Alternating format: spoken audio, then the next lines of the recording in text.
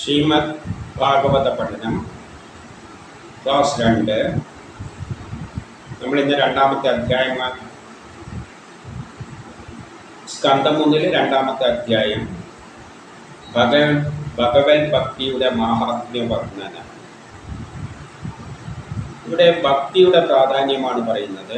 ഭക്തി എന്ന് പറയുന്നത് നമ്മൾ ധരിക്കുന്ന തരത്തിലുള്ള ഭക്തിയൊന്നുമല്ല, ബ്രഹ്മസാക്ഷാത്കാരം തന്നെയാണ്.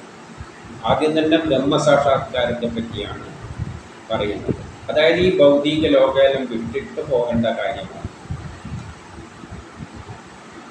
ഈ ഭൗതിക ലോകം വിട്ടിട്ട് പോകുന്ന കാര്യമാണ്. അല്ലാതെ സാധാരണ ഭക്തി എന്ന് പറയുന്നത് നമ്മൾ ആത്മീയ ഗുരുക്കന്മാരെല്ലാം പറയുന്ന ഒരു ബ്രഹ്മസാക്ഷാത്കാരമുണ്ടല്ലോ, ജീവിതത്തിൻ്റെ ലക്ഷ്യം ബ്രഹ്മസാക്ഷാത്കാരമാണ് എന്നത്. അതിനെപ്പറ്റിയാണ് പറയാൻ പോകുന്നത്. അപ്പം നമുക്ക് ആദ്യം കേൾക്കാം പറയുന്നത് എന്താണ്. അപ്പോൾ 1 ഈ ബ്രാഹ്മണന്മാരെല്ലാം സനകാദി എല്ലാവരും കൂടിയിട്ട് ചോദിച്ച ചോദ്യത്തിന് കേട്ടിട്ട് സൂതന് വളരെയധികം സന്തോഷമായി. എന്നിട്ട് അവരെ അഭിനന്ദിച്ചുകൊണ്ടാണ് പറയുന്നത്. ആദ്യം തന്നെ അദ്ദേഹം എന്താ ചെയ്യുന്നത്, 2 ഉപനയനമൊന്നും കഴിക്കാത്ത ലൗകിക ജീവിതമെല്ലാം ആദ്യം തന്നെ ത്യജിച്ച, അപ്പം ഭഗവത് ഭക്തിയുടെ വഴിയാണ് പറയുന്നത്. ഉപനയനത്തിൻ്റെ ഒന്നും ആവശ്യമില്ല. ഉപനയനം കഴിച്ചിട്ടാണ് പഠിക്കാൻ തുടങ്ങുന്നത്. ബ്രഹ്മസാക്ഷാത്കാരത്തിന് കൊണ്ടവർക്ക് അതിൻ്റെ ഒന്നും ആവശ്യമില്ല. ഭൗതിക ജീവിതം വിട്ടുപോവുകയാണ്. പിന്നെ പഠിക്കുന്ന എന്തിനാണ്, വേദങ്ങൾ എന്നും എടുത്ത് കളയണമെന്നാണ് പറഞ്ഞിരിക്കുന്നത്. ലൗകിക കർമ്മങ്ങളിൽ നിന്നെല്ലാം ഒഴിഞ്ഞ്, അപ്പോൾ ആദ്യം എന്ത് ചെയ്യണം, ലൗകിക കർമ്മങ്ങളെല്ലാം ഒഴിയണം. എന്നിട്ട് സന്യസിക്കാൻ പോയ യാതൊരുവനെ ഉദ്ദേശിച്ചാണോ വേദവ്യാസൻ പിന്നാലെ മകനെയും എന്ന് വിളിച്ച് പോയപ്പോൾ ചെടികൾ മാത്രം പ്രതികരിച്ചത് സർവ ജീവജാലങ്ങളുടെയും അന്ധകരണത്തിൽ പ്രവേശിച്ചു. കാരണം അവൻ ബ്രഹ്മസാക്ഷാത്കാരം നേടിയപ്പോൾ സകല ജീവജാലങ്ങളുമായിട്ട് അവൻ മാറി എന്നാണ് പറയുന്നത്. അതുകൊണ്ട് വേദവ്യാസം പിന്നാലെ ഓടിയപ്പോൾ മകനെ എന്ന് വിളിച്ചപ്പോൾ ചെടികളെല്ലാം ശബ്ദിച്ചു എന്നാണ് പറയുന്നത്. ആ ശ്രീ സുഖമുനിയെ ഞാൻ കുപ്പിടുന്നു. അപ്പം യഥാർത്ഥ ഭക്തിയുടെ ലക്ഷ്യം അതാണ്. അത് ശ്രീ സുഖമുനി എന്ന വേദവ്യാസൻ മകനിലൂടെ അതിൻ്റെ ലക്ഷണം പറഞ്ഞിരിക്കുകയാണ്. വേദവ്യാസൻ ബ്രഹ്മസാക്ഷാത്കാരം നേടിയവനല്ല. അപ്പം ആ കഥ വേറൊരു രീതിയിൽ പറയുന്നുണ്ട്, അത് നോക്കാം. ചെറുതിലായിരിക്കുമ്പം തന്നെ വേദവ്യാസന് മകനെ ബ്രഹ്മസാക്ഷാത്കാരം നേടണമെന്ന് തോന്നി. അപ്പം ശിവന്റെ അടുത്തിട്ട് ചെന്നിട്ട് പറഞ്ഞു, ഇവനെ ബ്രഹ്മതത്വം ഉപദേശിക്കണമെന്ന്. അപ്പം ശിവൻ പറഞ്ഞ അത്ര നല്ല സുഖമുള്ള പരിപാടിയൊന്നുമല്ല. വേദവ്യാസൻ അച്ഛനെ എന്നെ വലിയ വിഷമേലായി തീരും, അതുകൊണ്ട് വേണമെന്ന് ചോദിച്ചാൽ കുഴപ്പമില്ല, ഞാൻ സഹിച്ചോളാം. അങ്ങനെയാണ് ഉപദേശിച്ചു കൊടുത്തത്. പരിശോധിച്ചിട്ടാണ് ഉപദേശിച്ചു കൊടുത്തത്. അങ്ങനെ ഉപദേശിച്ചു കൊടുത്തപ്പോൾ അവൻ ബ്രഹ്മസാക്ഷാത്കാരം നേടുകയും അപ്പം തന്നെ ശിവനെ വണങ്ങിയിട്ട് അച്ഛനെയൊന്നും വണങ്ങാതെ ഒരൊറ്റ പോക്കാണ്. കാരണം എന്താണ്, ബ്രഹ്മസാക്ഷാത്കാരം എന്ന് പറയുമ്പോൾ പിന്നെ അച്ഛനുമില്ല അമ്മയുമില്ല, ഈ കുടുംബമൊന്നുമില്ല, ഈ ലോകമായിട്ട് ഒരു ബന്ധമില്ല. പിന്നെ ആകെയുള്ള ബ്രഹ്മമാണ്. ആ ബ്രഹ്മം എന്ന നിലയിലാണ് ശിവനെ വണങ്ങിയത്. അപ്പം അച്ഛനിത് സഹിക്കൂ. അച്ഛൻ പിന്നാലെ മോനെ എന്ന് വിളിച്ച് ഓടിയപ്പോൾ അവൻ ബ്രഹ്മമായി തീർന്നു. ബ്രഹ്മം എന്ന് പറഞ്ഞാൽ എല്ലാം ബ്രഹ്മമാണ്. ഈ ലോകം മുഴുവൻ ബ്രഹ്മമാണ്. അപ്പം അവൻ ബ്രഹ്മമായി എന്ന് പറഞ്ഞാൽ ആ ചെടികളെല്ലാം മറുപടി പറഞ്ഞത്, വിളി കേട്ടത്. ഇവിടെ യഥാർത്ഥത്തിൽ ഒരു കഥാപാത്രത്തിലൂടെ ബ്രഹ്മസാക്ഷാത്കാരം നേടിയവൻ്റെ അവസ്ഥയാണ് പറഞ്ഞു തരുന്നത്. അവനെ സംബന്ധിച്ചിടത്തോളം എല്ലാം ബ്രഹ്മമാണ്. അച്ഛനുമില്ല, അമ്മയുമില്ല, എല്ലാം ഉപേക്ഷിച്ച് പോകണം. ഉപനയനമെല്ലാം ഒരു കർമ്മവും ആവശ്യമില്ല. ഇപ്പം നമ്മൾ ആത്മീയ പ്രഭാഷണത്തിൽ ജീവിതത്തിൻ്റെ ലക്ഷ്യം ബ്രഹ്മസാക്ഷാത്കാരം എന്നെല്ലാം പറയുമ്പോൾ ഇതാണ് സംഗതി. ഉപനിഷത്ത് തന്നെ പറയുന്നത് എന്താണ്?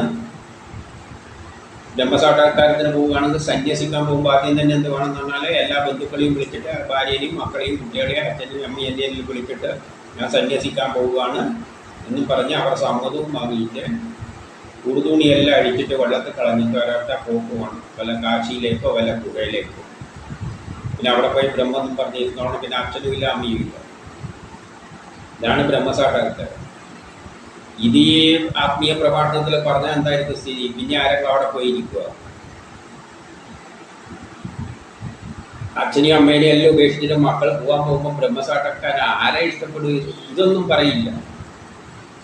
എന്നിട്ട് സാധാരണ ജനങ്ങൾ ധരിക്കുന്നത് എന്താണെന്ന് വെച്ചാൽ എന്തോ ഒരു വലിയ സംഗതിയാണ്. ആത്മീയം കയറിയാൽ കുട്ടികൾ നല്ല അച്ചടക്കത്തിൽ അച്ഛനമ്മമാരെയെല്ലാം നോക്കിയിട്ട് പരിപാലിക്കുന്നതാണ് ധരിച്ചു വെച്ചിരിക്കുന്നത്. എല്ലാം കളഞ്ഞു കെട്ടിട്ട് പോകാനാണ്. വ്യക്തമായിട്ടാണ് ഇവിടെ പറഞ്ഞിരിക്കുന്നത്. ഇതാണ് ഭഗവത് ഭക്തിയുടെ ശരിയായ രൂപം. ഇതൊന്നും സാധാരണ മനുഷ്യന് പറ്റിയാൽ ഇത് ഉപദേശിക്കാൻ പാടില്ല എന്ന് തന്നെയാണ് വേദം പറയുന്നത്. അർഹതയുള്ളവനെ കൊടുക്കാൻ പാടുള്ളൂ, അതും പരീക്ഷിച്ചിട്ടേ കൊടുക്കാൻ പാടുള്ളൂ. പണ്ട് നചികേതസ് ബ്രഹ്മസാക്ഷാത്കാരത്തിന് പോയി കാലൻ്റെ അടുത്ത് പോയിട്ട് കാലം കുറേ പരീക്ഷണം എല്ലാം നടത്തിയിട്ട് അവസാനം ഇവനെ അതിന് യോഗ്യനാണോ എന്ന് നോക്കിയതിൻ്റെ ശേഷമാണ് ഉപദേശിച്ചത്. അതാണ് നമ്മളെ ആത്മീയ പ്രഭാഷണത്തിലോ ജീവിതത്തിൻ്റെ ലക്ഷ്യം എന്ന് പറഞ്ഞാൽ ബ്രഹ്മസാക്ഷാത്കാരം എന്നെല്ലാം പറയുന്നത്. അപ്പോൾ ഇതാണ് സംഗതി. ഭഗവത് ഭക്തിയുടെ മഹാത്മ വർണ്ണനയാണ് ഈ പറയാൻ പോകുന്നത്. എന്നിട്ട് 3-ൽ പറയുന്നു, സ്വന്തമായ പ്രത്യേക വൈഭവത്തോടെ അവന് അത്രയും വൈഭവമുണ്ട്, അതുകൊണ്ടാണ് അവൻ ആ ബ്രഹ്മസാക്ഷാത്കാരത്തിന് പോയത്. സകല വേദങ്ങളുടെയും അന്തസ്സാരമായിട്ടുള്ളതും എല്ലാ വേദങ്ങളുടെയും അന്തസ്സാരമായ അന്ധകാരത്തെ കടന്നു പോകാൻ വെമ്പൽ കൊള്ളുന്നവർക്ക് ആർക്കെങ്കിലും ഈ അന്ധകാരത്തെ മറികടന്നു പോകണം, അതായത് ഈ ഭൗതിക ലോകം മറികടന്നു പോകണമെന്ന് താല്പര്യമുണ്ടെങ്കിൽ അവർക്ക് ആത്മതത്വമായി തീരുന്നതുമായ ആ പുരാണ രഹസ്യങ്ങളെ ആർ ഉപദേശിച്ചു തന്നുവോ അത് ഈ ശുകദേവാണ് ആർക്ക് ഇങ്ങേർക്ക് ഉപദേശിച്ചു കൊടുത്തത്, സൂതൻ. ആ ആചാര്യനായ വ്യാസപുത്രനെ ശരണം പ്രാപിക്കുന്നു. അപ്പോൾ അതിനാദ്യം ശരണം പ്രാപിക്കേണ്ടത് വ്യാസപുത്രനെ തന്നെയാണ്, വ്യാസനെയല്ല. വ്യാസൻ ഈ ജ്ഞാനെല്ലാം നേടിയിട്ടുണ്ട്, ബ്രഹ്മസാക്ഷാത്കാരം നേടിയിട്ടില്ല. അപ്പോൾ ബ്രഹ്മസാക്ഷാത്കാരം ഒരു മകൻ എന്നൊരു കഥാപാത്രത്തിലൂടെ അവതരിപ്പിച്ചിട്ട് അവൻ പറയുന്ന മാതിരി. അപ്പോൾ അത് പറയാനുള്ള യോഗ്യത ആരായിരിക്കണം? ബ്രഹ്മസാക്ഷാത്കാരം നേടി. അതുകൊണ്ട് ഒരു കഥാപാത്രത്തെ സൃഷ്ടിച്ചു, വേദവ്യാസൻ്റെ മകൻ. ഇത് മകനിലൂടെയാണ്, അതുകൊണ്ടാണ് മകനെ വണങ്ങുന്നത്. ഇനി 4-ല് പിന്നെ ഏറ്റവും മുനിമാരിലല്ല ഏറ്റവും ശ്രേഷ്ഠമായ നാരായണനെയും നരനെന്ന ഋഷിയെയും, നരനാരായണന്മാർ, അവിടെ നിന്നാണല്ലോ വേദമുണ്ടായതെന്ന് കഴിഞ്ഞതിൽ നിന്ന് പറഞ്ഞല്ലോ. ജലത്തിൽ ശയിക്കുന്നവൻ, ആദ്യത്തെ പ്രപഞ്ചം ഉണ്ടാകുന്നതിനെക്കാട്ടി മുമ്പിലുള്ള ആ സാഗരമാകുന്ന, സാഗരത്തിന് സമാനമായ അതിൽ ശയിക്കുന്ന ആ ശക്തി വിശേഷം നരനാരായണന്മാരെ നമിക്കുന്നു. പിന്നെ വാക്കുകളുടെ അതീശയായ സരസ്വതി ദേവിയെ, അതായത് ജ്ഞാനത്തിലൂടെയാണ് നമ്മൾ ജ്ഞാനത്തിൻ്റെ ദേവിയായി ചിത്രീകരിക്കുന്ന സരസ്വതി. പിന്നെ വേദവ്യാസനെയും, വേദം ഉത്ഭവിച്ചാളും ജ്ഞാനത്തിൻ്റെ ശക്തി വിശേഷം, ജ്ഞാനത്തിൻ്റെ പിന്നിലുള്ള ശക്തി, ഇതെല്ലാം വ്യക്തികളായിട്ടൊന്നും കാണരുത്, ഇതെല്ലാം ചില പ്രതിഭാസങ്ങളാണ്. ജ്ഞാനം എന്നതും ഒരു വലിയ, ജ്ഞാനത്തെ എങ്ങനെയാണ് അളക്കുക? ജ്ഞാനം എന്ന് പറയുന്നത് ഒരു ഭാവനയിൽ കാണുകയാണ് ആ ജ്ഞാനത്തിൻ്റെ അളവ്. അതിൻ്റെ ശക്തി വിശേഷമാണ് സരസ്വതിയായിട്ട് ചിത്രീകരിക്കുന്ന കഥയിൽ. വേദവ്യാസനെയും നമസ്കരിച്ച ശേഷം വേണം സംസാര ജയത്തിന് ഉതകുന്ന ഈ ഗ്രന്ഥം പാരായണം ചെയ്യാൻ. ഇവരെയെല്ലാം നമിച്ചുകൊണ്ട്, ഇവരിലൂടെയെല്ലാം ഈ വേദങ്ങൾ വന്നിരിക്കുന്നത്. അവരെ നമിച്ചുകൊണ്ടാണ് എന്ത് ചെയ്യാൻ പോകുന്നത്, ഇതിലേക്ക് കടക്കാൻ പോകുന്നത്. ഇനി 5ലും 6ലും ഇതിൽ പറയുന്നത്, ഭവാന്മാർ ചോദിച്ചതിൽ, അതായത് അവർ ചോദിച്ച ചോദ്യത്തിൽ യാതൊന്ന് ലോകത്തിന് മംഗളമാകുന്നുവോ, ചോദിച്ചതിൽ ലോകത്തിന് മംഗളമാകുന്ന ആ കൃഷ്ണനെ സംബന്ധിച്ച ഭക്തി, അത് ഫലാനുഭവമായിട്ട് ബന്ധപ്പെടാത്തതാണ്. വിഘ്നബാധ ഏൽക്കാവുന്ന, അതിനൊരു വിഘ്നവും ബാധയൊന്നും അതിനെ ഏൽക്കില്ല. ആ മാർഗത്തിന് ഏതിനെ, അതുതന്നെ ഉത്തമമായ ധർമ്മം കൃഷ്ണഭക്തി. അതാണ് കൃഷ്ണഭക്തി. കൃഷ്ണഭക്തി കൊണ്ട് വേറെ ഫലങ്ങളൊന്നും കിട്ടാൻ പോകുന്നില്ല. അതേപോലെ തന്നെ ഒരു വിഘ്നങ്ങളും ഏൽക്കാൻ പോകുന്നില്ല കൃഷ്ണഭക്തി ഉണ്ടെങ്കിൽ. അതാണ് ഉത്തമമായ ധർമ്മവും. പിന്നെ എന്ത് പറ്റും, അതുകൊണ്ട് അന്ധകരണം ശരിയായിട്ട് നല്ല പോലെ തെളിയും. എന്നിട്ട് 7ൽ പറയുന്നു, ഭഗവാൻ ശ്രീ വാസുദേവനിൽ ചേർക്കപ്പെട്ട അടിയുറച്ച പ്രേമഭക്തി. അത് അടിയുറച്ച പ്രേമഭക്തി ആണെങ്കിൽ അതിവേഗം വിരക്തിയിലേക്കും അതുവഴി തത്വജ്ഞാനത്തിലേക്കും നയിക്കും. അപ്പം നമ്മൾ എന്താണ് ഉണ്ടാവേണ്ട, വിരക്തി ഉണ്ടാകണം. ഈ ഭൗതിക ലോകത്തിലുള്ള എല്ലാത്തോടും വെറുപ്പുണ്ടാകണം, വിരക്തി വരണം, താല്പര്യമില്ലാതെയാകണം. ഇപ്പം ബ്രഹ്മസാക്ഷാത്കാരത്തിന് പോകുന്ന ഈ പ്രപഞ്ചമായിട്ടുള്ള എല്ലാ കുടുംബ ബന്ധങ്ങളും എല്ലാം വിരക്തി വരണം. കുടുംബ ബന്ധത്തിലും ഒരു കാര്യമില്ല, ലോകസുഖത്തിലും ഒരു താല്പര്യമില്ല, എല്ലാത്തിലും വിരക്തി വരണം. അതിന് ഈ കൃഷ്ണൻ്റെ ഭക്തി മാർഗം സ്വീകരിച്ചാൽ മതി. അത് തന്നെയാണ് ശ്രേഷ്ഠം. കൃഷ്ണഭക്തി തന്നെയാണ് വിരക്തി വരാൻ ഏറ്റവും നല്ല മാർഗം.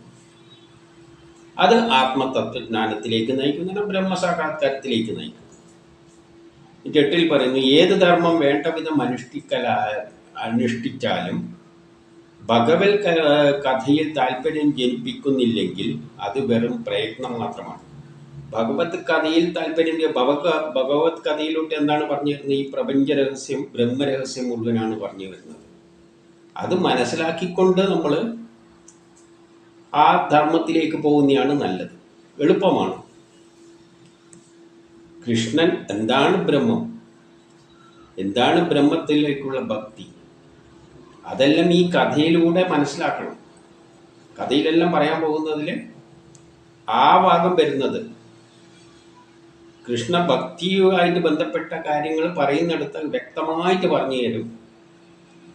എല്ലാം ആ കൃഷ്ണനിൽ അർപ്പിച്ചുകൊണ്ട് മറ്റുള്ള ഭൗതികതയിൽ നിന്നെല്ലാം മാറിക്കൊണ്ട് വെറും ആ ബ്രഹ്മത്തിൽ ശരണം പ്രാപിച്ചുകൊണ്ട് വിരക്തി ഉണ്ടാക്കിയെടുത്ത് പോവുക. അത് ഈ കഥയിലൂടെ തന്നെയാണ് കിട്ടുന്നത്. അപ്പം മറ്റുള്ള നിലയിലൊന്നും പോയാലൊന്നും പൂർണ്ണമാകില്ല. ഏറ്റവും നല്ലത് ഇതെല്ലാം കേട്ടുകൊണ്ട് പോവുക, ഈ കഥ കേട്ടുകൊണ്ട് തന്നെ പോകണം. എങ്കിലേ അത് ലക്ഷ്യത്തിലെത്തുകയുള്ളൂ. എന്നിട്ട് 9 എന്ത് പറയുന്നു, മോക്ഷം പ്രാപിക്കുവാനായിക്കൊണ്ട് ചെയ്യുന്ന ധർമ്മത്തിൻ്റെ പ്രയോജനം ധനപ്രാപ്തിക്കായിക്കൂടാ. ധനം നേടാൻ വേണ്ടിയിട്ടല്ല ഈ കൃഷ്ണഭക്തിയിലേക്ക് പോകേണ്ടത്. മോക്ഷപ്രാപ്തിയിലേക്ക് പോകുക എന്ന് പറഞ്ഞാൽ ധനം നേടാൻ വേണ്ടിയിട്ടുള്ളതല്ല. പിന്നെ ധനത്തിൻ്റെ കാര്യം ചിന്തിക്കാൻ പാടില്ല. പണം ഉണ്ടാക്കേണ്ട കാര്യം എല്ലാം ചിന്തിക്കണം. കുടുംബത്തെ പറ്റി എല്ലാം മറന്നുകൊണ്ട് വേണം പോകാൻ. ധനപ്രാപ്തി എന്തിനു വേണ്ടിയാണ്? കുടുംബം എല്ലാം പോറ്റാൻ വേണ്ടിയല്ലേ. ധനമൊന്നും പിന്നെ ചിന്തിക്കരുത്. മോക്ഷപ്രാപ്തിക്കായിക്കൊണ്ട് ചെയ്യുന്ന ധർമ്മത്തിൻ്റെ പ്രയോജനം ധനപ്രാപ്തിക്കായിക്കൂടെ. അവിടെ കാമവും പരിഗണിക്കപ്പെടരുത്. കാമവും അതിൻ്റെ അധികം വരുന്നു. അത് വിരക്തിയുടെ ലക്ഷണം എന്ന് പറഞ്ഞാൽ പിന്നെ പണം എന്തിനാ, കാമം എന്തിനാ, ഇതെല്ലാം ഉപേക്ഷിച്ചു കൊണ്ട് പോകേണ്ടതാണ് കൃഷ്ണ ഭക്തി. അത് ബ്രഹ്മസാക്ഷാത്കാരമാണ്. വേദവ്യാസന്റെ മകൻ പോയ മാതിരി അച്ഛനെ എല്ലാം ഉപേക്ഷിച്ചിട്ട് പോകലാണ്. ഇതിൽ പറയുന്നത് 10ാമത്തേതിൽ പറയുന്നത്, വിഷയാനുഭവത്തിന് ഇന്ദ്രിയ സംതൃപ്തിയല്ല ഫലം. ഒരു വിഷയത്തിൻ്റെ അനുഭവം നമ്മൾ കണ്ണിലൂടെയും കേൾക്കുകയും കാണുകയെല്ലാം ചെയ്യുന്നതിൻ്റെ അനുസരിച്ചാണ് നമ്മൾ കർമ്മങ്ങൾ ചെയ്യുന്നത്. അപ്പോൾ ഈ കണ്ണും കാതും എല്ലാം തന്നിരിക്കുന്നത് കർമ്മം ചെയ്യാൻ തന്നെയാണ്. അതിനനുസരിച്ച് കേട്ടിട്ട് അതിനനുസരിച്ച് കർമ്മം ചെയ്യാനാണ്. പക്ഷേ അത് ബ്രഹ്മസാക്ഷാത്കാരത്തിന് പോകുന്നവർക്ക് ഇന്ദ്രിയ സംതൃപ്തിയല്ല ഫലം. ഇന്ദ്രിയ സംതൃപ്തിക്ക് വേണ്ടിയാകരുത് ആ കർമ്മം ചെയ്യുന്നത്. നമ്മളെ സൃഷ്ടിച്ചതൊരു കർമ്മം ചെയ്യാനാണ്. ആ കർമ്മം ലോകം പുരോഗമിക്കുമ്പോൾ അതിന് വേണ്ട സംഭാവന നൽകുകയാണ്. ആ കർമ്മം ചെയ്തു കൊടുക്കുക. ഇന്ദ്രിയ സംതൃപ്തി എന്ന് പറയുന്നത് എത്രമാത്രമാണോ ജീവിതം, അത്രമാത്രമാണ് അതിൻ്റെ ഫലം. ജീവിതം എത്രയുണ്ടോ അത്ര കാലം നമ്മൾ ഇന്ദ്രിയമുള്ളൂ, അത്രമാത്രമാരെ അതിൻ്റെ ഫലമുള്ളൂ. പക്ഷേ ഈ കർമ്മം അതിനു വേണ്ടിയല്ല. നമ്മളെ കണ്ണിലോട്ട് എന്തെങ്കിലും കണ്ടിട്ട് അത് അവിടെ ഒരു റോഡ് നന്നാക്ക് എന്ന് പറയുന്നത് ഭാവി തലമുറക്ക് വേണ്ടിയാണ് റോഡ് പ്രവർത്തനങ്ങളിൽ നമ്മൾ ഏർപ്പെടുന്നത്. മറ്റേ ഇന്ദ്രിയ സുഖം എന്ന് പറഞ്ഞാൽ ഈ ശരീരം പോകുമ്പോൾ അത് തീർന്നു. പക്ഷേ ആ വിഷയാനുഭവ ഫലം എത്ര വരെയുണ്ട്, അതാണ് ലോകത്തെ മുന്നോട്ടേക്ക് നയിക്കുന്നത്. ഇത് മനസ്സിലാക്കണം. ജീവിതത്തിൻ്റെ പ്രയോജനമാകട്ടെ തത്വജ്ഞാനത്തിനുള്ള അഭിനിവേശമാണ്. അപ്പം നമ്മുടെ ജീവിതത്തിനുള്ള പ്രയോജനം എന്താണ്? ഈ ജീവിതം കിട്ടിയത് കൊണ്ടുള്ള ഈ തത്വജ്ഞാനം മനസ്സിലാക്കി നമ്മൾ എന്തിനാണ് സൃഷ്ടിച്ചതെന്ന് ആദ്യം മനസ്സിലാക്കണം. അത് മനസ്സിലാക്കിയിട്ട് അതിനനുസരിച്ച് പ്രവർത്തിക്കണം. നമ്മളെ സൃഷ്ടിച്ചതിനുള്ള ലക്ഷ്യമുണ്ട്, അതാണ് തത്വജ്ഞാനം. ബ്രഹ്മം ഒരു സുന്ദരമായ ലോകമുണ്ടാക്കുന്നു, അതിന് ശ്രമിക്കുന്നു, പടിപടിയായിട്ട് അതിൽ പങ്കെടുക്കാൻ നമ്മളെ സൃഷ്ടിച്ചിരിക്കുന്നു. അത് നമ്മളെ ഉള്ളിൽ നിന്നുകൊണ്ട് അതാണ് അതിനെ പ്രേരിപ്പിക്കുന്നത് എന്ന് മനസ്സിലാക്കി അതിനനുസരിച്ച് പ്രവർത്തിക്കുക. അതാണ് തത്വജ്ഞാനം. കർമ്മനാനുഷ്ഠാനങ്ങളിലും ഈ ലോകത്തിൽ ഉദ്ദേശിക്കുന്നത് യാതൊന്നാണോ അതല്ല. കർമ്മം കൊണ്ട് നമ്മൾ ഉദ്ദേശിക്കുന്നത് എന്താണോ അതൊന്നും അല്ല യഥാർത്ഥത്തിൽ ലോകം ഉദ്ദേശിക്കുന്നത്, ആ ശക്തി ഉദ്ദേശിക്കുന്നത്. ഈ ലോകം കർമ്മം കൊണ്ട് ഉദ്ദേശിക്കുന്നത് എന്താണ്? നമ്മുടേതായ ചിന്താഗതി വെച്ചുകൊണ്ടാണ് ഈ ലോകം പോകുന്നത്. നമുക്ക് വേണ്ടി. പക്ഷേ ആ ഒരു കർമ്മമല്ല അത്.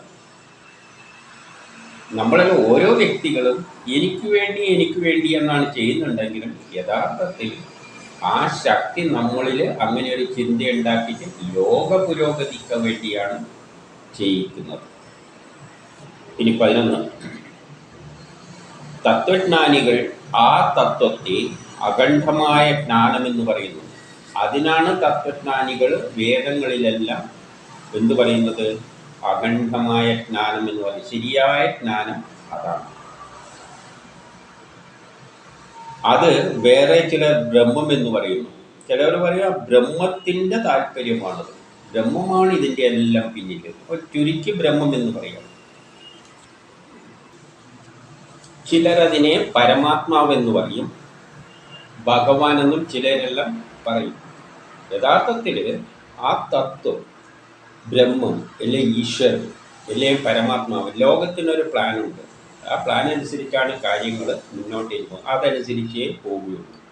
അപ്പം നമ്മുടെ ജോലി നമുക്ക് അനുവദിച്ച ആ പ്ലാൻ, അതാണ് ജീവാത്മാവ്, അത് ചെയ്തു കൊടുക്കുക. ഇനി 12. ആ തത്വജ്ഞാനം ശ്രദ്ധാലുക്കളായ മുനിമാർ വേദങ്ങളിലൂടെയുള്ളതും ശ്രവണത്താലും വിഷയവിരക്തിയിലുള്ള ഭക്തിയിലൂടെ. ശ്രദ്ധാലുക്കളായ മുനിമാർ എന്ത് ചെയ്യുന്നുണ്ട്? വേദങ്ങളിലൂടെയും വേദങ്ങൾ വായിച്ചിട്ടും അത് കേട്ടിട്ടും വിഷയവിരക്തിയിലൂടെയുള്ള ഭക്തിയിലൂടെ.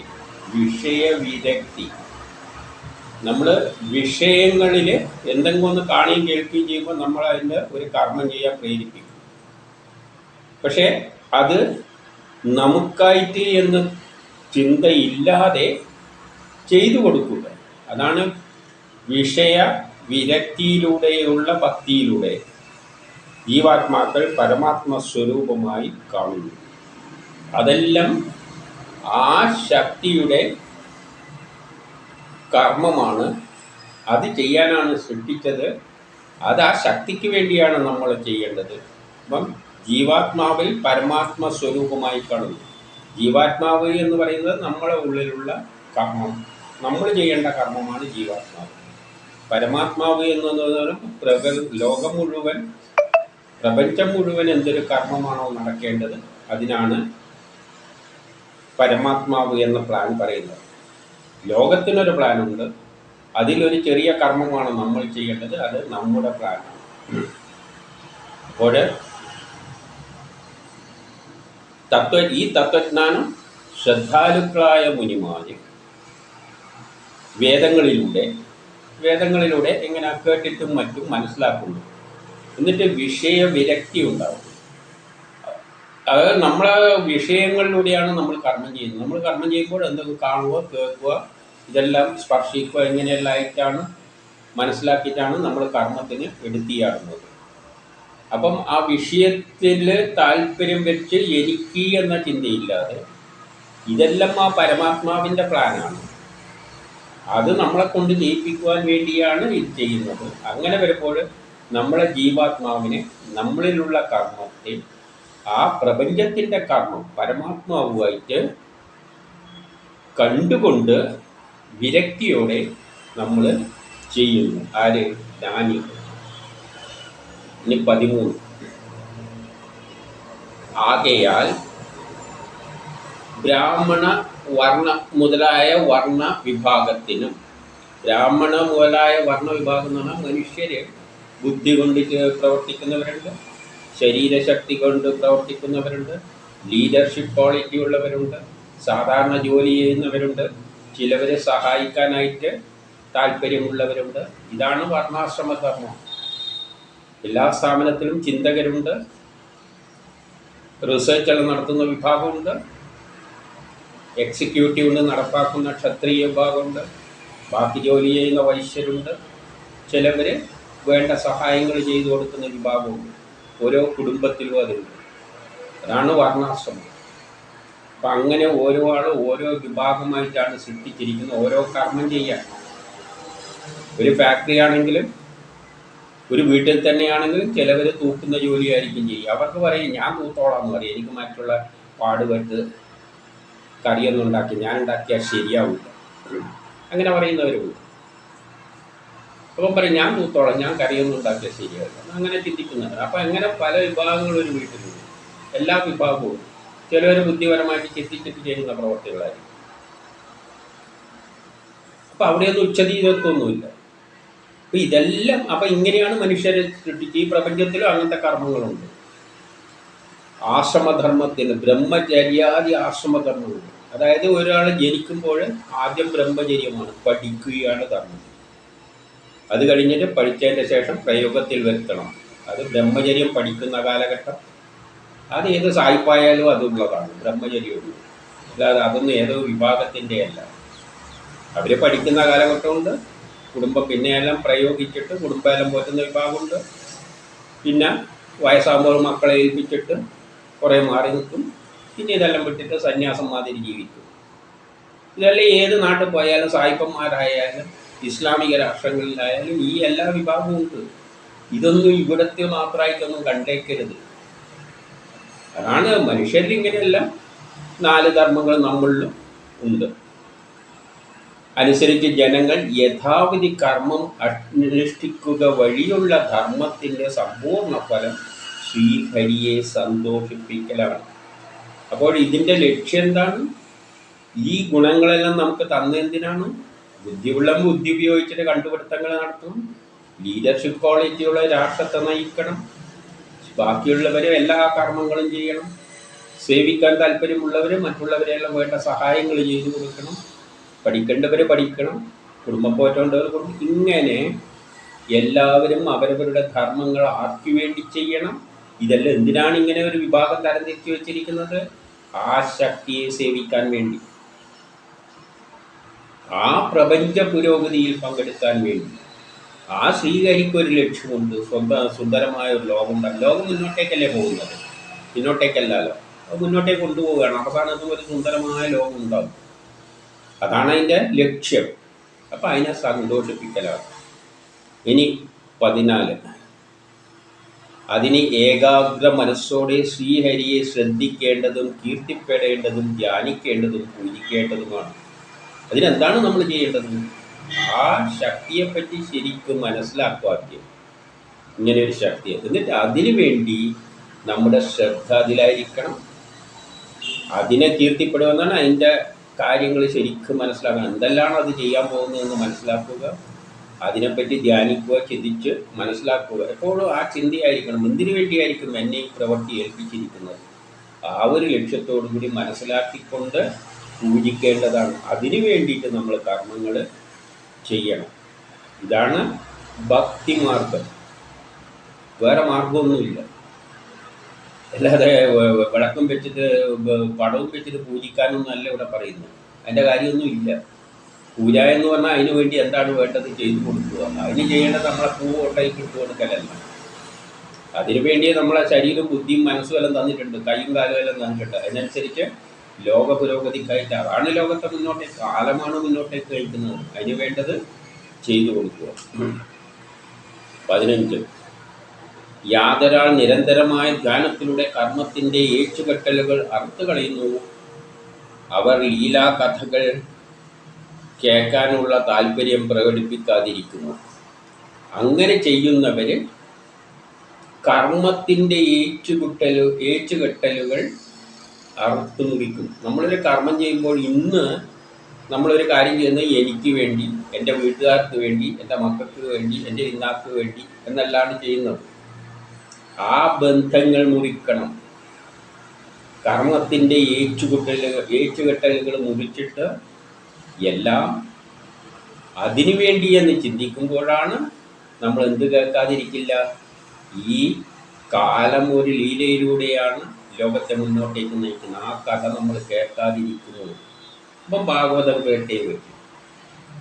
അതെന്തിനു വേണ്ടിയാണ് പ്രപഞ്ചത്തെ സൃഷ്ടിച്ചിരിക്കുന്നത് എന്നുള്ള ഈ തത്വം ഭാഗവതത്തിലൂടെ മാത്രമേ കിട്ടുകയുള്ളൂ. വേറൊരു ഗ്രന്ഥത്തിലൂടെയും കിട്ടില്ല. അതെല്ലാം നമ്മളെ എൻ്റെ ദേവൻ എന്നെല്ലാം പറഞ്ഞുകൊണ്ട് നടക്കുന്നതാണ്. ദൈവത്തെ എന്തെല്ലാം ചെയ്തു കഴിഞ്ഞാൽ പൂജിച്ചാൽ ഗുണം കിട്ടും, അതിനുവേണ്ടി ദൈവം ഇരിക്കുകയാണ്, ഇങ്ങനെയെല്ലാം ചിന്തിക്കുന്നതാണ് മറ്റുള്ളത്. പക്ഷേ അത് ഭാഗവതത്തിലൂടെ കിട്ടുകയുള്ളൂ. ഇത് 16. അതിനുവേണ്ടി എന്ത് വേണം? പരിപാവനമായ തീർത്ഥസ്ഥലങ്ങൾ സന്ദർശിക്കുന്നത് കൊണ്ടും. അപ്പോൾ ഋഷികൾ എന്ത് ചെയ്തിട്ടുണ്ട്? ഈ കഥകളെയെല്ലാം ചില തീർത്ഥസ്ഥാനങ്ങളുമായി ബന്ധിപ്പിച്ചിട്ട് ഈ കഥകൾ ബന്ധിപ്പിച്ചിട്ടുണ്ട്. പുരാണ കഥകൾ നഷ്ടപ്പെടാതിരിക്കാൻ വേണ്ടിയിട്ട് അവരെന്ത് ചെയ്തു? വേദങ്ങൾ നഷ്ടപ്പെടാതിരിക്കാൻ വേണ്ടിയിട്ട് കഥരൂപത്തിൽ എഴുതിയുണ്ടാക്കി. അപ്പം കഥയാവുമ്പോഴെങ്കിൽ കേട്ട് അർത്ഥം മനസ്സിലായിട്ടില്ലെങ്കിൽ പിന്നെ എന്ത് ചെയ്തു? ഈ കഥകളെയെല്ലാം ചില സന്ദർശകർ വരാൻ സാധ്യതയുള്ള സ്ഥലങ്ങളുമായിട്ട് ബന്ധിപ്പിച്ചു ഈ കഥകളെ ഒരു ഐതിഹ്യമായിട്ട്. അപ്പോൾ നമ്മൾ ഈ ബുക്കെടുത്ത് വായിച്ചിട്ടില്ല എങ്കിലും ഈ സ്ഥലം ഭൗതികവാദികളാണല്ലോ, സുഖമുള്ള സ്ഥലമെല്ലാം കാണാൻ താല്പര്യമുള്ളവരായിരിക്കുമല്ലോ. അവിടെ പോകുമ്പോൾ ഈ കഥകൾ അവർ അറിയാതെ അവരുടെ ഉള്ളിലേക്ക് വരികയാണ്. അതുകൊണ്ട് എല്ലാ കർമ്മങ്ങളുമായിട്ട് അവർ ഇത് ബന്ധിപ്പിച്ചിട്ടുണ്ട്. അപ്പം പരിപാവനമായ തീർത്ഥസ്ഥലങ്ങൾ സന്ദർശിക്കുമ്പോൾ ഈ കഥകൾ നമ്മളെ മനസ്സിലേക്ക് കയറി വരും.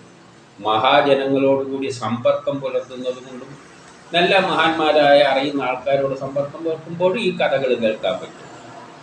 ശ്രവണത്തിലങ്ങൾ കേട്ടുകൊണ്ട്, പലവരും പറയുന്നത് കേട്ടുകൊണ്ട്, അല്ലെങ്കിൽ യൂട്യൂബിലൊക്കെ എല്ലാം കേൾക്കാം. ശ്രദ്ധാലുവായവന് ഭഗവത് കഥകളിൽ താല്പര്യമുണ്ടാകുന്നതാണ്. അങ്ങനെയാണ് ഈ കഥകളിലേക്ക് താല്പര്യം വരുന്നത്. അപ്പം വേദവ്യാസൻ ആദ്യം എന്താണ് ചെയ്തത്? വേദങ്ങൾ എഴുതിയിട്ട് അതിലൊന്നും ആരും നോക്കുന്നില്ല, പിന്നെ കഥകൾ എഴുതി. അപ്പം കഥകളിലൂടെ താല്പര്യം ജനിപ്പിച്ചിട്ട് എവിടെ കൊണ്ടുപോകണം? അവസാനം കഥകളിലൂടെ അതിൻ്റെ ആശയത്തിലേക്ക് കടക്കുമ്പോൾ എവിടത്തേക്ക് കടത്തുക? വേദത്തിലേക്കാണ് എത്തുക. 17 സജ്ജനങ്ങളുടെ സ്നേഹിതനും പുണ്യം വളർത്തുന്നവനുമായ ശ്രീകൃഷ്ണൻ കേൾക്കുന്നവരുടെ ഉള്ളിൽ കുടികൊണ്ടുകൊണ്ട് ഹൃദയത്തിലെ ആ ദുർവാസനകളെ അകറ്റുന്നു. അപ്പോൾ നമ്മളിത് കേൾക്കുമ്പോൾ നമ്മുടെ ഉള്ളിൽ ആ കൃഷ്ണൻ നിന്നുകൊണ്ട് നമ്മളുള്ളിലുള്ള ദുർവാസനകൾ, എന്താണ് നമ്മളുള്ള ദുർവാസനം? ഒന്നാമത് ഞാനെന്ന ചിന്ത, എൻ്റെ വീട്ടുകാരെന്ന ചിന്ത, എൻ്റെ കുടുംബക്കാർ, എൻ്റെ സുഹൃത്തുക്കൾ എന്ന ചിന്ത, ഇത് തന്നെയാണ് ദുർവാസനകൾ.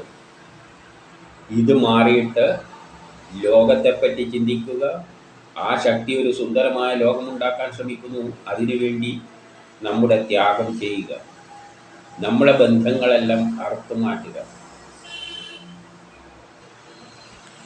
18 എല്ലാ സമയവും ഭഗവത് ഭക്തരുടെ സംസർഗം കൊണ്ടും, അങ്ങനെ ഭാഗവതത്തിൽ താല്പര്യമുള്ള ആൾക്കാരുമായിട്ട് സംസർഗപ്പെട്ടുകൊണ്ട് ഈ കഥകൾ കേൾക്കുക. ഭാഗവത ശാസ്ത്രശ്രവണം, ശാസ്ത്രമാണിത്. ഇതിൽ മുഴുവൻ നമ്മൾ കാണാൻ പോകുന്നത് പ്രപഞ്ച സൃഷ്ടി രഹസ്യങ്ങളാണ്.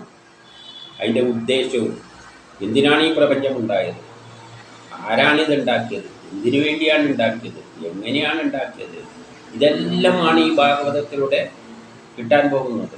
അതായത് മോഡേൺ സയൻസ് അടക്കം എല്ലാം. അപ്പോൾ അതുകൊണ്ടാണ് ശാസ്ത്രം ശ്രവണം കൊണ്ടും അശുഭ വാസനകൾ ഇല്ലാതാവുകയും. അപ്പം നമ്മളെ വാസനകളുണ്ട്, ഞാനെന്നൊരു ചിന്ത വെച്ചിട്ടുള്ള വാസനകൾ, പണം ഉണ്ടാക്കണം, ഇതെല്ലാം, ഈ ചിന്തകളെല്ലാം വിടണം. പണത്തിൻ്റെ ചിന്ത പാടില്ല. ലോകത്തെ പറ്റി ചിന്തിക്കുക, ലോകനന്മക്കായി നമ്മളെ ത്യാഗം ചെയ്യുക. എനിക്ക് പണം വാരിക്കൂട്ടണം, സ്വത്ത് വാരിക്കൂട്ടണം, ഈ ചിന്തകൾ എടുത്ത് കളഞ്ഞാൽ തന്നെ ഈ ലോകം ശുദ്ധമാണ്. നമ്മളിന്ന് അതിൻ്റെ പിന്നാലെയാണ്. എങ്ങനെ പണം ഉണ്ടാക്കാമെന്നുള്ള താല്പര്യത്തിലാണ് നമ്മളെ പോക്ക്. അതെടുത്ത് കളഞ്ഞാൽ തന്നെ ഈ ലോകം നന്നാണ്. ആ സ്വാർത്ഥത പോയാൽ തന്നെ ലോകം നന്നാണ്. അപ്പോൾ അശുഭവാസനകൾ ഇല്ലാതാകുകയും ശ്രീകൃഷ്ണനിൽ അചഞ്ചല ഭക്തി ഉണ്ടാവുകയും ചെയ്യും. അപ്പോഴാണ് ശ്രീകൃഷ്ണൻ എന്ന് പറയുന്ന ആ ബ്രഹ്മത്തിൽ, നമ്മളെ ഭാഗവത കഥകളെല്ലാം കൃഷ്ണ കഥയാക്കി മാറ്റി വെച്ചിട്ടുണ്ട്. കൃഷ്ണൻ എന്നത് കീഴെയാണ്. ഈ കൃഷ്ണൻ എന്ന് പറയുന്നത് ബ്രഹ്മം തന്നെയാണ്. ഞാനും ബ്രഹ്മമാണെന്ന് നിലയിലേക്ക് ഉയരണം. കൃഷ്ണഭക്തി എന്നത്, ബ്രഹ്മഭക്തി എന്നത് അതിന് എന്തിനു വേണ്ടിയാണോ നമ്മളെ സൃഷ്ടിച്ചത് അത് ചെയ്തു കൊടുക്കുകയാണ്. ഉദാഹരണമായിട്ട് ഇപ്പം ഞാൻ ഒരാളോട്, ഒരു ജോലിക്കാരനോട് ഒരു മരുന്ന് വാങ്ങിക്കൊണ്ടുപോകാമെന്ന് പറഞ്ഞ് വിട്ടാൽ അയാൾ പോകാതെ ഇവിടെ കിടന്ന് കറങ്ങിയിട്ട് എന്നെയും എൻ്റെ ഗുണഗണങ്ങളെല്ലാം വർണ്ണിച്ചുകൊണ്ടിരുന്ന എനിക്ക് ദേഷ്യമില്ല വരുമോ? അവൻ്റെ ജോലി എന്താണ്? മരുന്ന് വാങ്ങലാണ്. അല്ലെങ്കിൽ അവൻ എന്നോട് ചോദിക്കുക, എനിക്കൊരു ഇത്ര പൈസ തരുമോ? അപ്പം ഞാൻ എന്താണ് അവനെ കാണാൻ പോകുന്നത്? ഇതല്ലേ നമ്മൾ ദൈവത്തോട് ഇന്ന് ചെയ്തു കൂട്ടുന്നത്. ദൈവത്തിൻ്റെ അടുത്ത് പോയിട്ട് അപേക്ഷിക്കുക, അതാക്കിത്തരണേ, ഇതാക്കിത്തരണേ. നമ്മളൊരു കർമ്മം ചെയ്തിട്ട് ആ കർമ്മം ചെയ്യാനാണ് സൃഷ്ടിച്ചിരിക്കുന്നത്. അതിൻ്റെ അകത്തുനിന്ന് വേറെ എന്നെ മറ്റേതാക്കണോ ഇതാക്കണോ എന്ന് പറയാനൊന്നും അല്ല. അതൊന്നും പറയേണ്ട ആവശ്യമില്ല. നമ്മൾ പോയി ചെയ്താൽ മതി. എന്നിട്ട് അതിനെ എന്നോട് പൈസ ചോദിക്കും, എന്തെങ്കിലും പ്രതിഫലം ചോദിക്കും, എന്തെങ്കിലും 10 റുപ്യ കൊടുത്തിട്ട് 1000 റുപ്യേൻ്റെ കാര്യം ഇങ്ങോട്ട് ചോദിക്കും. ഇതെല്ലാം ഏത് നിലയിലാണ് നമ്മൾ ചിന്തിക്കുന്നതെന്ന് ആലോചിച്ചു. നമ്മുടെ ഭക്തി ഇന്ന് പോയ അവസ്ഥ. ഉപനിഷത്തുകളെല്ലാം പറയുന്നതും വേദപുരാണങ്ങളെല്ലാം പറയുന്നത് എന്താണ്? നമ്മൾ അതിനായിട്ട് കർമ്മം ചെയ്യുക, നമ്മൾ അതിനു വേണ്ടിയാണ് സൃഷ്ടിച്ചിരിക്കുന്നത്, അതിനു വേണ്ടി ചെയ്തു കൊടുത്തേക്കുക. അതിൽ കൂടുതലൊന്നും നമുക്കൊന്നും ചെയ്യാനില്ല. അതിനെ വർണ്ണിക്കേണ്ട കാര്യമൊന്നുമില്ല. അതിനെപ്പറ്റി നല്ല ബോധ്യമുണ്ട്. നമ്മൾ വർണ്ണിക്കേണ്ട ആവശ്യമൊന്നും അതിനില്ല. അപ്പോൾ അതാണ് ശരിയായ ഭക്തി. ഭക്തി എന്ന് പറയുന്നത് അതെന്തിനു വേണ്ടിയാണോ നമ്മളെ സൃഷ്ടിച്ചത് അത് ചെയ്തു കൊടുക്കുക. അത് ലോക പുരോഗതിയാണ്. കാലം നമ്മൾ മുന്നിൽ കാണുന്നുണ്ട്. ലോകം പുരോഗമിച്ച് പോകുന്നുണ്ട്. അത് നമ്മളെപ്പോലെയുള്ള മനുഷ്യരിലൂടെ തന്നെയാണ്. അപ്പം നമ്മളെ ധർമ്മമാണ് അതിൻ്റെ അകത്ത് പങ്കെടുക്കുക, നല്ലൊരു സുന്ദരമായ ലോകം ഉണ്ടാക്കുക. അതുകൊണ്ടാണ് ആ കാലത്തിൻ്റെ അവസാനം എത്തുമ്പോഴാണ് സുന്ദരമായ ലോകമാകുന്നത്. അതുകൊണ്ടാണ് ആ അവതാരത്തെ എന്ത് പറഞ്ഞത്? പൂർണ്ണാവതാരം എന്ന് പറയുന്നത്. അപ്പോഴാണ് ലോകം പൂർണ്ണമാകുന്നത്, ആ കാലം പൂർണ്ണമാകുന്നത്. അത് സുന്ദരമായി മൈത്രിയെല്ലാം വെച്ചിട്ട് നല്ല ഭംഗിയിൽ അവതരിപ്പിച്ചിട്ടുണ്ട് കഥാപാത്രമായിട്ട്. ഇനി 19 അപ്പോൾ രജോ തമോ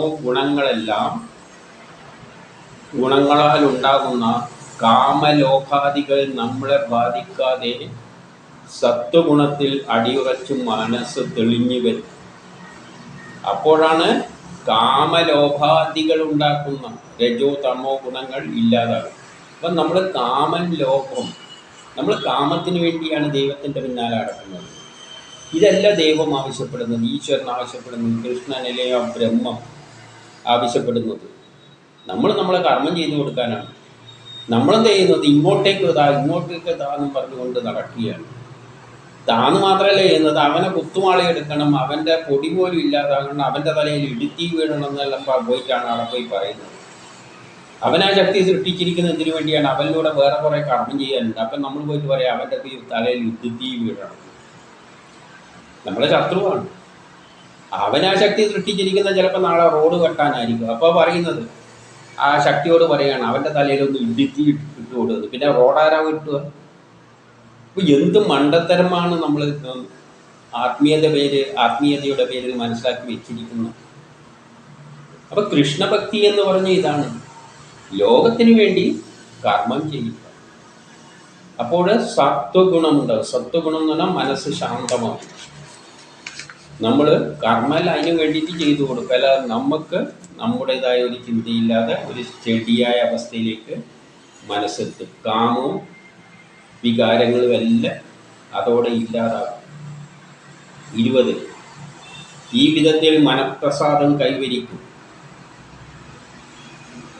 എന്നിട്ട് ഭഗവാനെ പറ്റിയുള്ള യഥാർത്ഥ ജ്ഞാനം ഉളവാവുകയും ചെയ്തു. അപ്പോഴാണ് ഭഗവാനെ പറ്റിയുള്ള യഥാർത്ഥ ഈ ജ്ഞാനം മനസ്സിലാക്കാൻ പോകുന്നത്.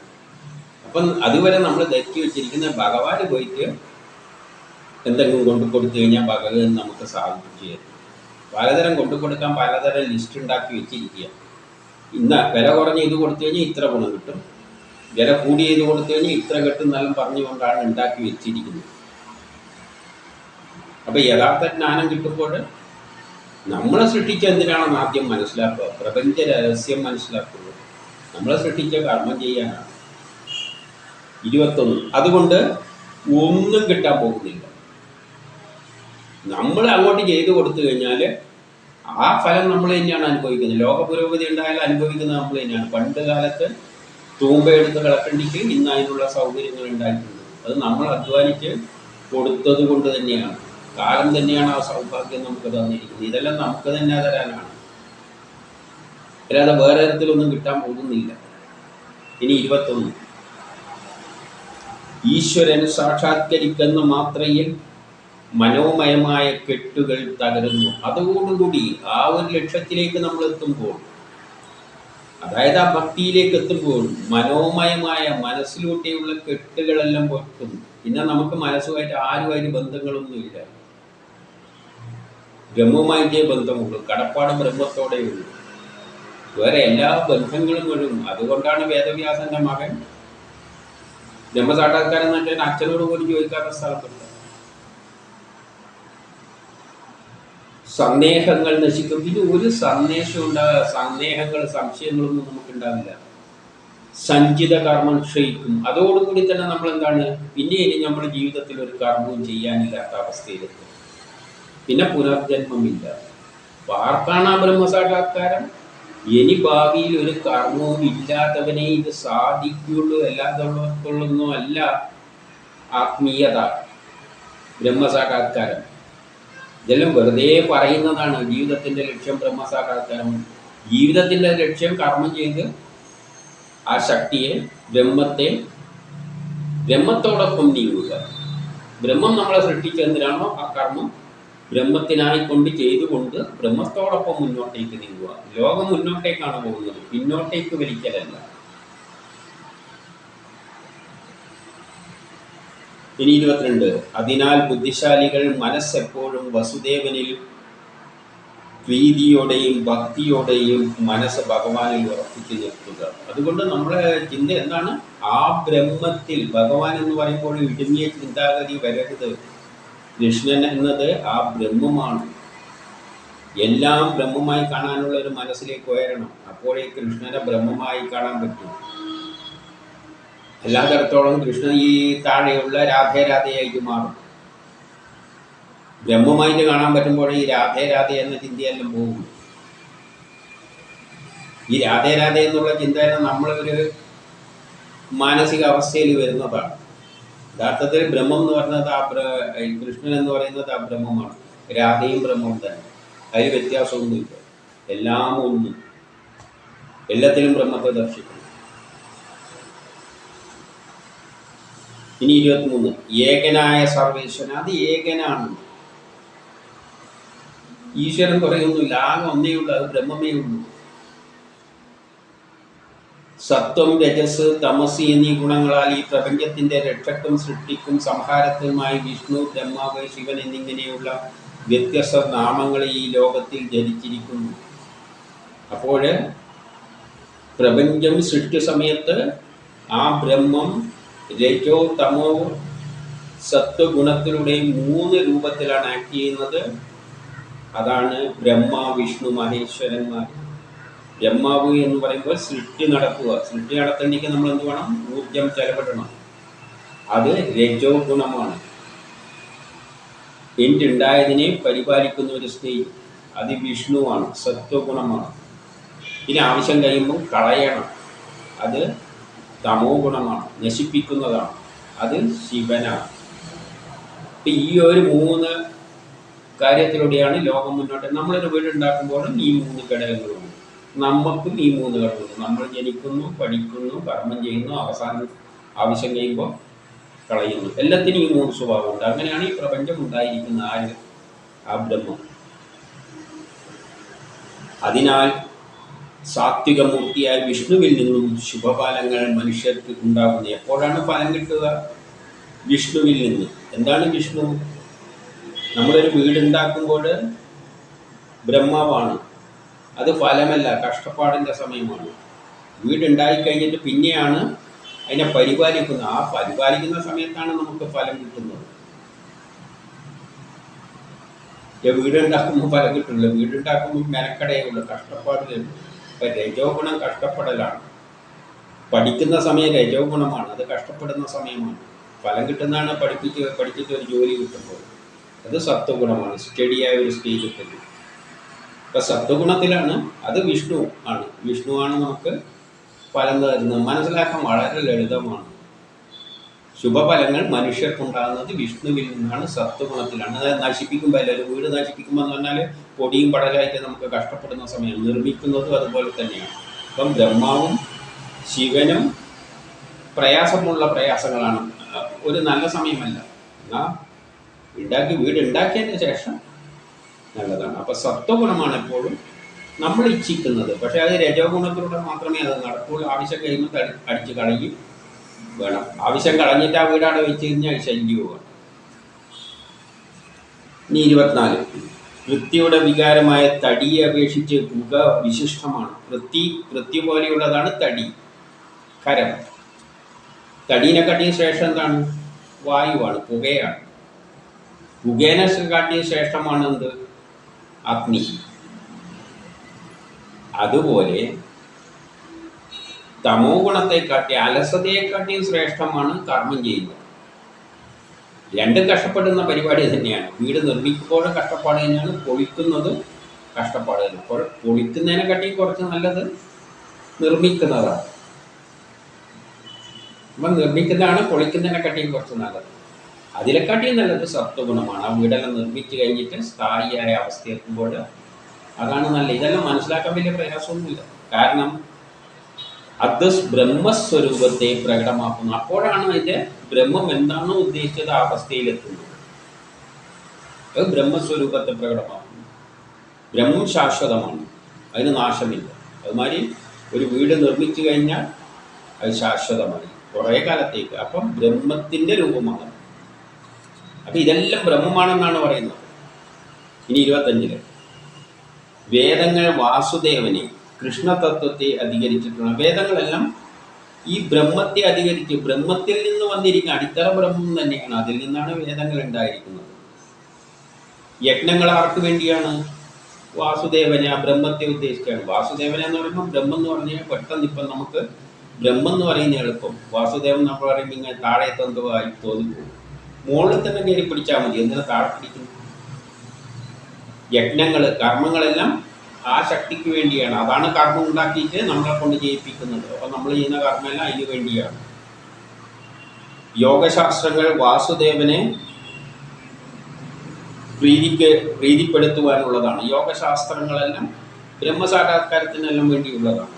പിന്നെയോ ജ്ഞാനശാസ്ത്രം വാസുദേവപരമാണ്. ജ്ഞാനമെല്ലാം എന്തിനു വേണ്ടിയാണ്? പ്രപഞ്ചത്തിലെ കർമ്മങ്ങൾ ചെയ്യാൻ അതിന് വേണ്ടിയിട്ടുള്ള. അതും ബ്രഹ്മത്തിന് വേണ്ടി തന്നെയാണ്. തപോനുഷ്ഠാനം, നമ്മൾ ഓരോ കാര്യത്തിൽ ഉറച്ച് ഒരു മനസ്സിൽ തന്നെ ഉറച്ച് പ്രവർത്തിക്കുന്ന എന്തിനു വേണ്ടി തന്നെയാണ്? അതെല്ലാം ബ്രഹ്മത്തിന് വേണ്ടി തന്നെ ആകണമെന്നാണ് പറയുന്നത്. പിന്നെ ധർമ്മശാസ്ത്രങ്ങളെല്ലാം ബ്രഹ്മത്തിന് വേണ്ടി തന്നെയാണ്. പിന്നെ സൽഗതിയോ സ്വർഗപ്രാപ്തിക്ക്, സൽഗതി എന്തിനു വേണ്ടിയാണ്? നമ്മൾ അവസാനം നമ്മുടെ ലക്ഷ്യം എന്തായിരിക്കണം? ബ്രഹ്മത്തിൽ പോയി ലയിക്കുക. നമ്മളെ ബ്രഹ്മം ഒരു കർമ്മം ചെയ്യാനായിട്ട് ഇങ്ങോട്ടേക്ക് വിടുന്നു, നമ്മൾ ആ കർമ്മം ചെയ്തു കൊടുക്കുന്നു, ചെയ്തു തീരുമ്പോൾ നമ്മൾ ബ്രഹ്മത്തിൽ തന്നെ തിരിച്ചു പോവുകയായിരിക്കണം നമ്മുടെ ലക്ഷ്യം. ബ്രഹ്മം തന്നെയാണ് നമ്മളായി മാറിയത്. നമ്മൾ ആയി മാറിയത് ചില കർമ്മങ്ങൾക്ക് ബ്രഹ്മത്തിന് കയ്യും കാലും ഇല്ലാതെയല്ല, നമ്മളെ കൊണ്ടാണ് ജയിപ്പിക്കുന്നത്. അതും വേണ്ടിക്ക് ചെയ്തോളും, പക്ഷെ അതിൻ്റെ ആവശ്യമില്ല. അതിന് നമ്മളെ കൊണ്ട് ചെയ്യിപ്പിക്കുകയാണ്. അപ്പം നമ്മളെ സൃഷ്ടിച്ചു, നമ്മളെ കൊണ്ട് കർമ്മം ചെയ്യിപ്പിക്കുന്നു. കർമ്മം തീരുമ്പോൾ കൊണ്ടുപോയി ബ്രഹ്മത്തിൽ ലയിപ്പിക്കുന്നു. ഏതിൻ്റെ അടിസ്ഥാനത്തിൽ? അതിനൊരു ശാസ്ത്രം ഉണ്ടാക്കി തന്നിട്ടുണ്ട്. അതാണ് വേദങ്ങൾ. അപ്പം വേദങ്ങളുടെ അടിത്തറയിൽ ബ്രഹ്മമാണ്. ചെയ്യുന്ന യജ്ഞവും ബ്രഹ്മത്തിന് വേണ്ടിയുള്ളതാണ്. എല്ലാ യോഗശാസ്ത്രങ്ങളും ആ ബ്രഹ്മത്തെയായിട്ട് ബന്ധിപ്പിച്ച് അതിനെ പ്രീതിപ്പെടുത്താനുള്ളതാണ്. ജ്ഞാനശാസ്ത്രങ്ങളും അതുപോലെ തന്നെ. തപോനുഷ്ഠാനങ്ങളും അതിൻ്റെ പ്രീതിക്ക് വേണ്ടി തന്നെയാണ്. എല്ലാ ധർമ്മശാസ്ത്രങ്ങളും അതുമായിട്ട് ബന്ധപ്പെട്ടതാണ്. അല്ലേ? ശ്രീകൃഷ്ണൻ്റെ പ്രസാദത്തിന് വേണ്ടിയുള്ളതാണ്. പിന്നെ ഗതി എന്ന് പറയുന്നതും ആദ്യമായിട്ട് ബ്രഹ്മസാക്ഷാത്കാരത്തിന് വേണ്ടിയുള്ളതാണ്. അപ്പം എല്ലാ പ്രപഞ്ചത്തിൽ എന്തെല്ലാം ഉണ്ടോ അതെല്ലാം ബ്രഹ്മത്തിൽ നിന്നും വന്നതാണ്, ബ്രഹ്മത്തിന് വേണ്ടിയുള്ളതാണ്. നമ്മളും ബ്രഹ്മത്തിന് വേണ്ടിയാണ് കർമ്മങ്ങൾ അനുഷ്ഠിക്കേണ്ടത്.